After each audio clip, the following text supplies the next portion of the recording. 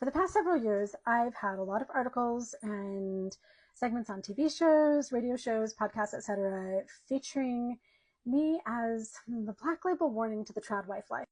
I really love this Business Insider piece from 2023 because it kind of dives into the finances of what made me economically vulnerable within my marriage. By the way, when you read any of these articles, I want you to keep in mind it's not that Jake was just a jerk or we had a weird relationship. In every way, we were just living out Mormon doctrine. Doctrines like not having credit. The Mormon church really only says that credit's okay for things like a home loan and education if absolutely necessary in a vehicle. But outside of that, we never had credit cards. So when I got divorced at age 44, my credit score was 0.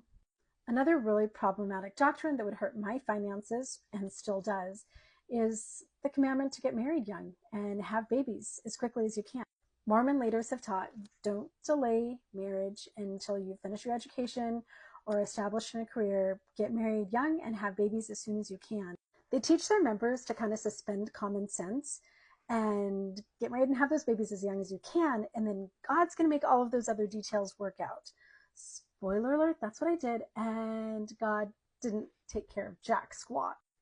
Another interview that I really loved because it was focused on a younger crowd is this Teen Vogue write-up. In it, she actually kind of compares and contrasts me to Ballerina Farm by showing once again what happens when you invest everything in a romantic relationship that's not guaranteed.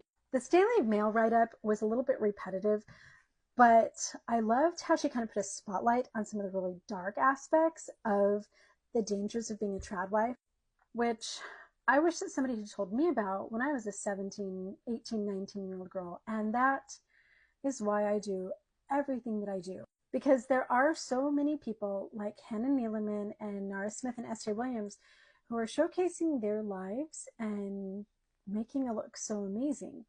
And they're not talking about the dangers at all.